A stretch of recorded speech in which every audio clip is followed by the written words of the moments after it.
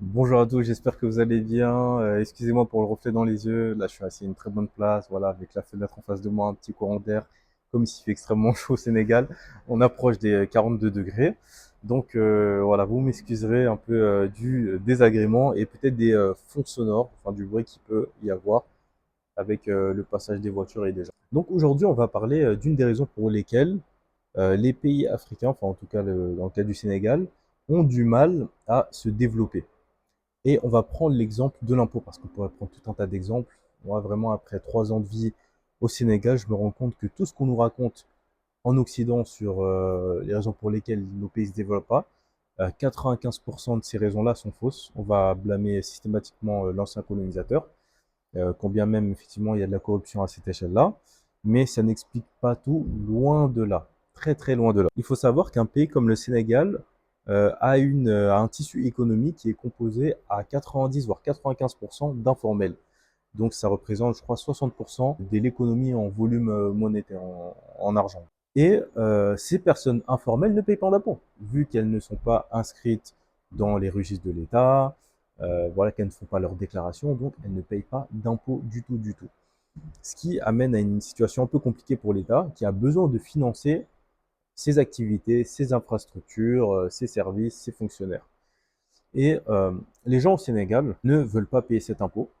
Et l'État du Sénégal a beaucoup de mal à justement convaincre les gens de se formaliser d'une part et de payer l'impôt par la suite. Actuellement, l'État du Sénégal réfléchit beaucoup à comment faire pour forcer les gens à payer l'impôt. Et en analysant, je me suis rendu compte que le problème, c'était pas de savoir comment est-ce qu'on allait faire pour faire payer les gens, enfin faire payer l'impôt aux gens de manière très technique. Est-ce qu'il faut digitaliser? Est-ce qu'il faut mettre des puces ou des trucs GPS à toutes les entreprises pour qu'on puisse avoir une traçabilité numérique? Est-ce qu'il faut digitaliser la monnaie? Non, c'est pas ça en fait. Le problème, c'est la question même du consentement à l'impôt. Est-ce que pour le Sénégalais lambda, l'impôt est quelque chose de légitime?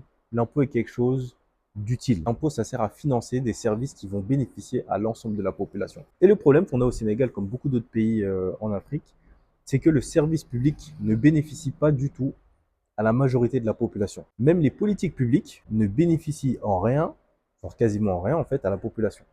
C'est-à-dire qu'on va prendre un cas que j'aime beaucoup, qui est Air Sénégal. Donc, société qui a été créée sous Macky Sall pour faire voilà, du transport aérien de personnes principalement. Et cette entreprise parapublique est un gouffre financier pour l'État du Sénégal. Chaque année, c'est des milliards de CFA qui partent en lambeaux pour faire vivre justement cette compagnie aérienne. Et le nouveau régime continue justement d'alimenter ce gouffre financier, alors que quand on regarde en fait la réalité, on se dit que nos pays sont déjà dans une situation un peu compliquée, pauvre. Donc on n'a pas forcément d'argent pour tout. Et on se retrouve dans des situations où on veut mettre de l'argent pour une compagnie aérienne. Est-ce que vous imaginez le nombre de Sénégalais du Sénégal prenant l'avion chaque jour, chaque année? Je pense qu'on ne doit pas dépasser les 5% de Sénégalais qui prennent l'avion régulièrement. L'écrasante majorité des Sénégalais prennent le transport routier. Donc, il aurait été beaucoup plus pertinent et impactant de financer le rail. Le Sénégalais voit que son gouvernement est en train de jeter des milliards de CFA dans des infrastructures, dans une compagnie aérienne qui n'a pas du tout un bon service, qui est extrêmement coûteux et qui ne lui sert pas parce que ça ne dessert pas ses trajets. Ça ne dessert pas ses destinations. Et au Sénégal, il n'y a que quelques aéroports qui sont en fonctionnement. Le cotisant va se dire, mais attends, il y a ça, mais il y a plein d'autres choses qui ne fonctionnent pas. Demain, je veux prendre mon état civil. Je vais me présenter auprès de fonctionnaires. Et ces fonctionnaires-là vont me demander de l'argent pour pouvoir passer certaines procédures. Donc il y a de la corruption. C'est-à-dire que même pour s'enregistrer dans l'état civil, pour avoir des papiers à jour, tu dois user de la corruption. Tu dois graisser des pattes. Donc ce service public-là, qui est censé être gratuit et universel, ne l'est pas du tout pour les Sénégalais lambda. Quand on prend tous les projets de l'État où on dit on va miser sur la jeunesse, on va miser sur l'emploi des jeunes. Déjà, on se rend compte que beaucoup d'écoles publiques sont vétustes, sont surchargées et que les programmes scolaires ne sont pas adaptés. Certes, les enseignants font leur maximum, ça j'en suis sûr, mais avec une combinaison de facteurs comme ça, on se retrouve avec des écoles publiques qui ne sont pas du tout efficaces, qui vont plutôt desservir les Sénégalais dans leurs besoins d'émancipation et de subsistance.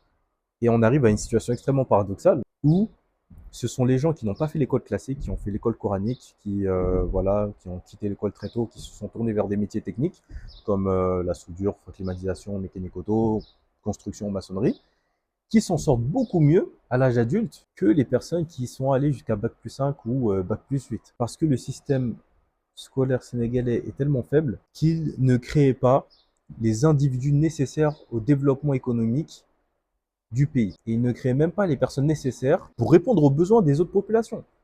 Parce qu'actuellement, au Sénégal, on n'a pas besoin de master en anglais ou en lettres modernes.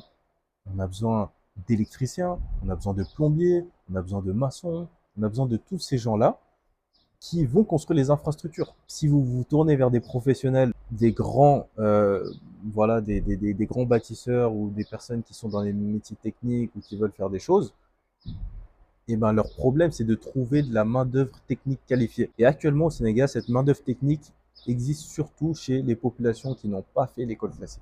Donc deuxième point, voilà, le Sénégal lambda va se dire, ok, bon bah il y a les écoles qui sont censées être financées par l'État, mais les profs ne sont pas toujours bien payés, enfin ils sont pas toujours payés à l'heure en tout cas. C'est pas une garantie d'avoir quelque chose, de gagner quelque chose. Donc par ce biais-là, tu pousses aussi beaucoup de jeunes à la déscolarisation.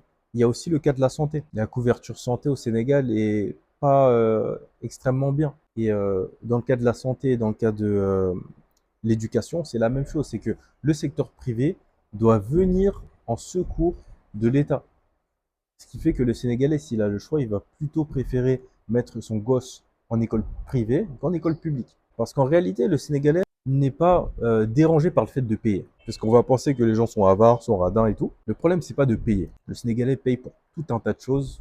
Il gaspille même son argent. Mais le Sénégalais paye pour ce qu'il voit. S'il ne voit pas un État qui lui met à disposition des services publics qui sont universels, sans discrimination, inclusifs. Inclusif par là, j'entends les personnes qui sont déscolarisées, qui sont informelles, les femmes, voilà, toutes les personnes vulnérables, les personnes qui n'ont pas les moyens de corrompre.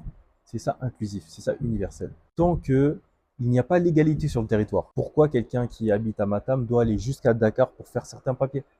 Ça, je l'ai vu. Et ça existe. Mais les personnes qui habitent à Matam n'ont pas forcément les moyens d'aller faire un aller-retour. Ce qui fait qu'il y a des personnes qui naissent et qui n'ont pas d'état civil, qui arrivent à l'âge adulte, qui n'ont aucun document, qui n'ont aucun papier. Tout ça parce que les parents n'avaient pas les moyens de leur faire des papiers. Quand vous voyez toutes les affaires de corruption, de détournement que les personnes dans les hautes sphères de l'État font, pratiquent, les caisses noires, le népotisme, toutes ces choses-là, le Sénégalais lambda va se dire, mais attends, donc mon argent ne sert pas à améliorer ma qualité de vie, ne sert pas à améliorer les services publics, ne sert pas à payer justement les fonctionnaires qu'il faut, mais sert plutôt à enrichir des fonctionnaires, des hauts fonctionnaires qui vont détourner l'argent. Et cet argent-là va servir à financer des projets qui sont des goûts financiers comme Air Sénégal. Donc ces compagnies aériennes, n'importe quelle compagnie aérienne peut très bien faire le boulot, mais on a préféré, voilà, par peut-être orgueil, pour moi c'est de l'orgueil pur, faire une compagnie aérienne nationale parce que, ah, comme on est le Sénégal, on peut tout faire. Donc on va mettre de l'argent dans des choses qui ne vont pas servir l'intérêt direct des populations. Et ce manque de priorité, parce que c'est un manque de priorité flagrant, les populations le voient. Tu peux pas venir dire que le pays est dans des difficultés énormes, qu'il n'y a pas d'argent, voilà, qu'il va falloir serrer la ceinture, que les bailleurs de fonds ne vont plus nous prêter, et continuer à financer des choses qui sont des goûts financiers qui n'ont aucun intérêt, voire quasiment pas pour la population locale. Parce que si les billets d'avion étaient à 20 euros, 15 euros, bah, les gens prendraient l'avion. Dans d'autres pays du monde, les billets d'avion sont extrêmement peu chers. Donc il y a la possibilité de créer des systèmes où on va baisser les prix au maximum, au minimum, pardon. Et dans un deuxième temps, il aurait été beaucoup plus intéressant de miser sur des secteurs que les gens utilisent et côtoient chaque jour, comme le transport routier, voilà, le rail, l'interconnexion entre les villes. Et là, tu fais circuler les biens et les marchandises et les personnes. Tout l'argent qui a été mis dans Air Sénégal, tout l'argent qui a été détourné, aurait pu servir à améliorer la qualité de vie sénégalais, aurait pu servir à développer le rail et toutes les infrastructures qui comptent vraiment, à améliorer l'éducation, la santé. Mais au lieu de ça, on est face aux mêmes problématiques de vol, de détournement et de gouffre financier. En conclusion, le Sénégalais ne veut pas payer l'impôt parce que l'impôt n'est pas légitime à ses yeux. Personne ne paierait pour quelque chose qui ne lui rend pas service. Et c'est la légitimité même de l'État qui est remise en question. Parce que C'est un refus de participer aux aventures de l'État. Et c'est à l'État, du coup, de se poser la question. Pas aux Sénégalais, parce que l'État, quand il traite le sujet des impôts, va toujours vouloir dire que ah, c'est les Sénégalais qui sont en discipline. Non, la faute, c'est l'État. C'est l'État qui doit s'adapter aux populations, c'est pas l'inverse. Et là, la faute de l'État sénégalais, c'est de vouloir imposer un cadre, d'imposer des choses qui sont en totale contradiction avec la réalité des Sénégalais. Dans un pays où il n'y a pas de route partout, où il n'y a pas de rail, tu ne peux pas mettre de l'argent dans une compagnie aérienne. Alors que d'autres compagnies aériennes privées peuvent très bien faire l'affaire. Donc moi, si j'étais l'État du Sénégal, bon ça c'est un peu l'instant, si j'étais, donc quand on n'y est pas, bon, on peut dire ce qu'on veut, bah je ferais en sorte de montrer aux Sénégalais, aux populations que les services publics vous aident. Donc en facilitant les choses, en digitalisant. Demain, pour avoir un papier ou un état civil, pourquoi pas le faire via une application? Rendre l'école beaucoup plus accessible, beaucoup plus claire, beaucoup plus proche des populations. Donner des vrais débouchés aux étudiants. Au lieu de leur proposer des formations universitaires en géographie, développer les écoles techniques, les centres de formation. Faire en fait en sorte que la jeunesse puisse aller vers des secteurs à forte valeur ajoutée. Et ça, l'État n'a pas besoin de dépenser des milliards d'euros. L'État a juste à mettre en place les conditions pour, à créer des curricula, des programmes, à pousser la formation vers ces secteurs-là, démocratiser l'accès aux soins, améliorer les routes, les chemins de fer. Et à travers ces démonstrations-là, les gens vont commencer à payer l'impôt. Parce que les Sénégalais payent pour tout un tas de choses. Ils donnent l'argent au marabout, ils donnent de l'argent pour les fêtes, les innombrables fêtes qu'il y a au Sénégal. Ils donnent de l'argent aux personnes démunies. Quoi qu'on en dise, ça c'est quelque chose dont on ne parle pas beaucoup, mais les Sénégalais donnent aux personnes démunies. Ils cotisent pour les associations de quartier et ils cotisent pour tout un tas de choses du domaine collectif parce qu'ils y voient un intérêt et un résultat direct. Et c'est là où l'État du Sénégal échoue, c'est qu'il n'arrive pas à montrer la preuve que l'argent et surtout la confiance donnée va au bénéfice des populations. Merci à tous. Dites-moi ce que vous pensez de cette vidéo et à très bientôt.